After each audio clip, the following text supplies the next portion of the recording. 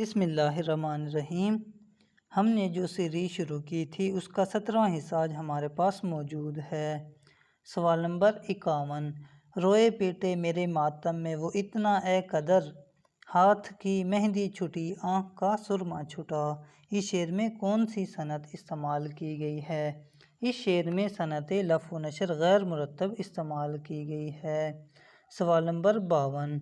مثنوی سحر البیان کا سب سے جاندار کردار کس کا ہے؟ سب سے جاندار کردار نجم النساء کا ہے۔ سوال نمبر 53۔ 1867 میں بنارس سے اردو ہندی تنازع کی ابتدا ہوئی۔ ہندوؤں نے یہ مطالبہ کیا کہ اردو کی بجائے ہندی کو سرکاری زبان کا درجہ دیا جائے۔ اس تحریک کا محرک کون تھا؟ اس تحریک کا محرک تھا ہریش چندر۔ سوال نمبر 54۔ داستان زبان اردو اردو زبان کی تاریخ کے حوالے سے ایک اہم کتاب ہے۔ اس کے مصنف کا نام ہے ڈاکٹر شوکت سبزواری۔ سوال نمبر 55۔ قرۃ العین حیدر کے شاہکار ناول آگ کا دریا کی سکیم اور طرز انگریز ناول نگار ورجینا وولف کے ناول خالی جگہ پر رکھی گئی۔ یہ رکھی گئی تھی ارنالڈو ناول پر۔ سوال نمبر 56۔ خواجہ میر درد کے اردو دیوان کو سراپا انتخاب کس نے کہا؟ یہ کہا تھا میر حسن نے۔ سوال نمبر 57۔ عبداللہ حلیم شرر کا خوبصورت ترین ناول فردوس بری ہے، جس میں اس نے فرقہ باطنیہ کی تاریخ کو ایک خوبصورت کہانی کی شکل میں بیان کیا ہے۔ اس ناول میں فردوس بری دراصل وہ فرضی جنت ہے جو اس فرقے کے بانی نے تعمیر کی تھی اور جس کے جھانسے میں نوجوانوں کو ورغلا کر ان سے مختلف لوگوں کو قتل کروایا کرتا تھا۔ اس فرقے کے بانی کا اصل نام کیا تھا اور اس ناول میں اسے کس کردار کے نام سے پیش کیا گیا ہے؟ اس کا اصل نام تھا حسن بن صباح اور شیخ علی وجودی کے کردار سے پیش کیا گیا۔ سوال نمبر 58۔ سعادت یار خان رنگین ایک باکمال شاعر تھا۔ اس نے کتنی زبانوں میں شاعری کی؟ اس نے 17 زبانوں میں شاعری کی۔ سعادت یار خان رنگین نے 17 زبانوں میں شاعری کی۔ فورٹ ولیم کالج کو مستقل طور پر کب بند کیا گیا تھا؟ یہ بند کیا گیا تھا 1854 میں۔ سوال نمبر 60۔ غالب شناسی میں عبدالرحمن بجنوری کی مشہور ترین کتاب محاسن کلام غالب کا اہم نام ہے۔ اس کتاب کا ابتدائی فقرہ ہنگامہ خیز اور یادگار ہے۔ ہندوستان کی الہامی کتابیں دو ہیں، مقدس وید اور دیوان غالب۔ مولوی عبدالحق نے انہیں کلام غالب پر ایک مبسوط مکالمہ لکھنے کی ذمہ داری سونپی۔ یہ مقالہ سب سے پہلے کس رسالے میں اور کب شائع ہوا؟ یہ شائع ہوا تھا اردو رسالہ میں 1921 میں۔ سوال نمبر 61۔ اپنے آپ کو آتش کا مقلد کہا۔ اپنے مجموعہ کلام کے سر ورق پر اپنے نام سے پہلے خاک پائے آتش لکھا۔ اپنے آپ کو آتش پرست بھی کہتے تھے کون؟ اپنے آپ کو آتش کا مقلد اور آتش پرست کہتے تھے یاس یگانہ چنگیزی۔ سوال نمبر 62۔ دہلی کا یادگار مشاعرہ مرزا فرحت اللہ بیگ کی خوبصورت ترین کتب میں سے ایک ہے۔ اسے دلی کی آخری شمع کے نام سے خواجہ حسن نظامی نے شائع کیا۔ دلی کی آخری شمع خواجہ حسن نظامی کا ہی دیا ہوا ہے۔ بتائیے یہ مشاعرہ وقتاً فوقتاً کب ہوا؟ حقیقت میں یہ مشاعرہ نہیں ہوا تھا، یہ خیالی مشاعرے تھے۔ سوال نمبر 63۔ سوال نمبر 62 کے حوالے سے بتائیں کہ فرحت اللہ بیگ نے اس کتاب میں اس یادگار مشاعرے میں کتنے شاعروں کا ذکر کیا یا کتنے شاعروں کو شامل کیا ہے؟ مرزا فرحت اللہ بیگ نے اس مشاعرہ میں 58 شعراء کا ذکر کیا ہے۔ سوال نمبر 64۔ اردو ادب کی ترویج میں ریختہ ویب سائٹ کی خدمات ناقابل فروش ہیں۔ اردو ادب کی خدمت میں برقی میڈیا پر یہ سب سے بڑا ادارہ ہے۔ بتائیے اس کے بانی کون ہیں؟ اس کے بانی ہیں سنجیو سراف۔ سوال نمبر 65۔ مجلس ترقی ادب پاکستان میں ادب کی ترویج کے لیے ایک اہم ادارہ ہے۔ یہ بتائیں کہ اس کا پہلا نام کیا تھا اور اس کی بنیاد کب رکھی گئی؟ اس کا پہلا نام تھا مجلس ترجمہ اور اس کی بنیاد رکھی گئی تھی 1950 عیسوی میں۔ سوال نمبر 66، تو نے کہا نہ تھا کہ میں کشتی پہ بوجھ ہوں، تو نے کہا نہ تھا کہ میں کشتی پہ بوجھ ہوں، آنکھوں کو اب نہ ڈھانپ مجھے ڈوبتے بھی دیکھ۔ اس شعر کے خالق نے سرگودھا میں ٹرین کے آگے خود کشی کی۔ مجموعہ کلام روشنی اے روشنی، ماں کی وفات بھی ٹرین کے نیچے آ کر ہوئی تھی۔ بچپن میں یہ منظر دیکھا تھا جو ساری زندگی آنکھوں کے سامنے رہا اور بالآخر خود بھی ٹرین کے آگے آ کر خودکشی کر لی۔ وفات کے بعد جیب سے ایک کاغذ کا ٹکڑا نکلا جس پر یہ شعر درج تھا۔ شاعر کا نام بتائیں۔ شاعر تھا شکیب جلالی۔ سوال نمبر 67، مغل بادشاہ شاہ جہان کے بیٹے اورنگ زیب کے بھائی داراشکوہ پر اسی نام سے ناول کس کا ہے؟ یہ ناول ہے قاضی عبدالستار کا۔ شاہ جہان کے دو بیٹے تھے، اورنگ زیب اور داراشکوہ۔ داراشکوہ پر قاضی عبدالستار نے اسی نام سے ناول لکھا۔ سوال نمبر 68، علامہ اقبال کی ایک نظم کا عنوان ہے سکلیہ، یہ جگہ کس ملک میں ہے؟ یہ جگہ ہے اٹلی میں۔ اگلا سوال ہے، علامہ اقبال کی مشہور نظم لا الہ الا اللہ ان کے کس مجموعہ کلام میں ہے؟ یہ ہے ضرب کلیم میں۔ سوال نمبر 70، رتن ناث سرشار کا ناول فسانہ آزاد انگریزی زبان کے ناول ڈان اوکسیٹو سے متاثر ہو کر یا اس کی طرز پر لکھا گیا، اس کا مصنف کون تھا؟ اس کے مصنف تھے کارونٹس۔ اگلا سوال ہے، مشہور مزاحیہ مضمون نگاروں اور انشائیہ نگاروں ابراہیم جلیس اور مجتبیٰ حسین کا آپس میں کیا رشتہ تھا؟ ابراہیم جلیس اور مجتبیٰ حسین آپس میں بھائی تھے۔ سوال نمبر 72، یاس گانا چنگیزی نے غالب پر بہت تنقید کی، خود کو غالب شکن کہتے تھے، غالب شکن کے نام سے 1934 میں ایک کتاب بھی شائع کی۔ خود پسندی کا یہ عالم تھا کہ اس میں کتاب پر مصنف کے نام کے طور پر سر ورق پر مرزا یاس گانا چنگیزی لکھنوی علیہ السلام لکھوایا۔ یہ کتاب غالب شکن دراصل ان کے خطوط ہیں جو انہوں نے اردو کے ایک نامور محقق نقاد کے نام لکھے، اس کا نام ہے مسعود حسن رضوی۔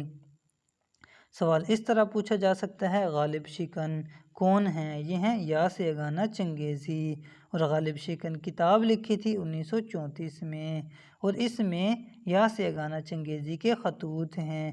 کس کو لکھے تھے؟ یہ لکھے تھے مسعود حسن رضوی ادیب کو۔ اگلا سوال ہے، توبۃ النصوح میں ڈپٹی نذیر احمد جن کتابوں کو سوختنی و دیدنی کہتے ہیں، ذیل کی فہرست میں سے کون سی کتاب ان میں شامل نہیں؟ یہ کتاب ہے کلیات نذیر اکبر آبادی۔ اگلا سوال، صد پارہ دل رباعیات کا مجموعہ، ریت کی پریت دوہوں کا مجموعہ، لاہور کی ایک نابیہ روزگار شخصیت خواجہ دل محمد کی تخلیقات ہیں۔ بطور پیشہ یہ کیا تھے؟ بطور پیشہ خواجہ دل محمد ریاضی کے استاد تھے۔ سوال نمبر 75، کمرن کا کردار کس ناول میں ہے؟ یہ ناول میں ہے فسانہ آزاد۔ سوال نمبر 76، انیس نے کہا تھا عمر گزری ہے اسی دشت کی سیاہی میں، پانچویں پشت ہے شبیر کی مداحی میں۔ مرثیہ گوئی میں انیس کی 5 پشتوں کی درست ترتیب کیا ہے؟ یہ درست ترتیب ہے میر امانی، میر ضاحک، میر حسن، میر مستحسن خلیق، میر انیس۔ سب سے پہلے تھے میر امانی، ان کے بیٹے تھے میر ضاحک، ان کے بیٹے تھے میر حسن، پھر میر مستحسن خلیق، اور ان کے بیٹے تھے میر انیس۔ سوال نمبر 77، کیا ایہام میں شاعر کا مقصد 2 معنی پیدا کرنا ہوتا ہے؟ نہیں، شاعر کا معنی بلکہ شاعر کا 2 معنی پیدا کرنا ہوتا ہے۔ شاعر چاہتا ہے کہ دو معنی پیدا کرے اور الفاظ بھی انہی کا استعمال کیا جاتا ہے تاکہ دو معنی پیدا ہوں، یعنی ذو معنی پیدا ہوں۔ سوال نمبر 78، کہم کرنی کے کتنے مصرے ہوتے ہیں؟ کہم کرنی کے 4 مصرے ہوتے ہیں۔ پہلے 3 مصروں میں جو بات کی جاتی ہے، آخری مصرے میں اس سے مکر جاتا ہے شاعر، اور اس کے بانی ہیں امیر خسرو۔ اگلا سوال، فیض احمد فیض کے شعری مجموعہ زندان نامہ کے کتنے دیباچے ہیں؟ کس کس نے لکھے اور کن کن ناموں سے؟ فیض احمد فیض کے شعری مجموعہ زندان نامہ کے 2 دیباچے ہیں۔ ایک دیباچہ لکھا تھا سجاد ظہیر نے سر آغاز کے نام سے، اور ایک دیباچہ لکھا تھا میجر محمد اسحاق نے روداد قفس کے نام سے۔ اگلا سوال ہے، جامع جہاں نما اردو کا پہلا اخبار تھا، اس کا پہلا شمارہ 27 مارچ 1822 کو چھپا، لیکن اردو قارئین کی کمی کے باعث اس کے صرف خالی جگہ شمارے ہی اردو میں نکلے اور یہ صرف فارسی میں چھپنے لگا۔ 1 سال بعد فارسی اخبار کے ساتھ ایک اردو ضمیمہ جاری کیا گیا۔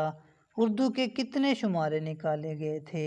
اس کے اردو کے 6 شمارے نکالے گئے تھے اردو اخبار جامع جہاں نما کے، اور یہ 27 مارچ 1822 کو چھپا تھا۔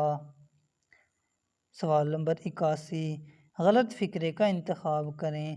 ان میں سے غلط فقرہ ہے، ساجدہ اور ماجدہ نے کہا ہم پڑھ رہی ہیں، باقی سب درست ہیں، یہ غلط ہے۔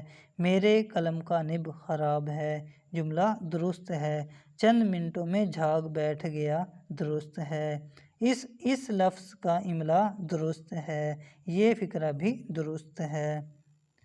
سوال نمبر 82، تشبیہ میں حرف تشبیہ کا آنا ضروری ہے۔ تشبیہ میں حرف تشبیہ کا آنا ضروری نہیں، کیونکہ تشبیہ مؤکدہ جو ہوتی ہے اس کے اندر حرف تشبیہ نہیں ہوتا۔ اگلا سوال ہے، ہر سنگ ریزہ نور سے در خوش آب تھا، لہریں جو تھیں کرن تو بھنور آفتاب تھا۔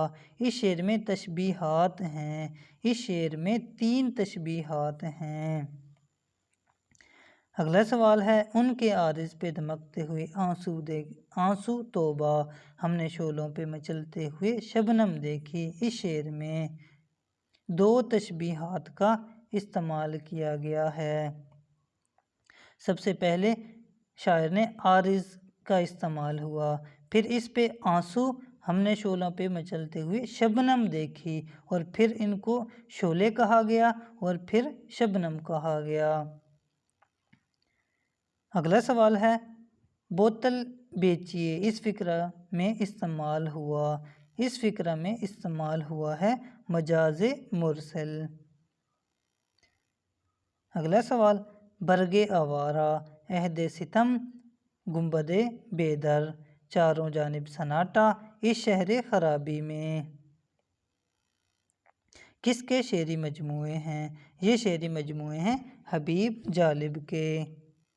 اگلا سوال، ایسا کلمہ جس کے معنی مبہم اور پوشیدہ ہوں اور ان کا سمجھنا کسی قرینے کا محتاج ہو، مجازی معنی میں اس طرح استعمال ہو کہ اس کے حقیقی معنی بھی مراد لیے جا سکتے ہوں، یہ ہوگا کنایہ۔ عجائب القصص کس مغل بادشاہ کی اردو تصنیف ہے؟ یہ تصنیف ہے شاہ عالم ثانی کی۔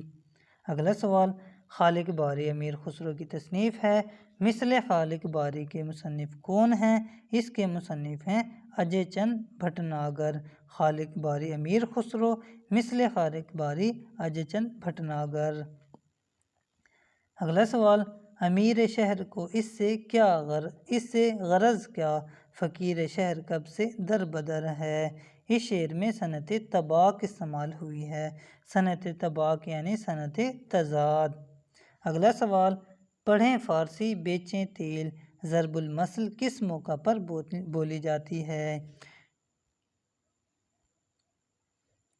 یہ ضرب المثل بولی جاتی ہے پڑھا لکھا آدمی ادنا کام کرے تب۔ پیر فرتوت، اس سے مراد ہے بہت بوڑھا۔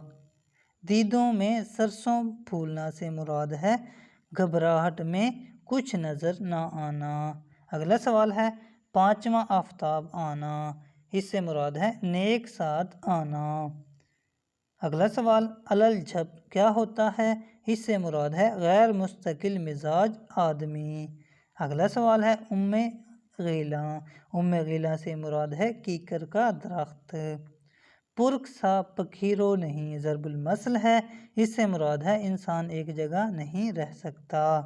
اگلا سوال الٹے ہاتھ کا داؤ سے کیا مراد ہے، الٹے ہاتھ کا داؤ سے مراد ہے بہت آسان کام۔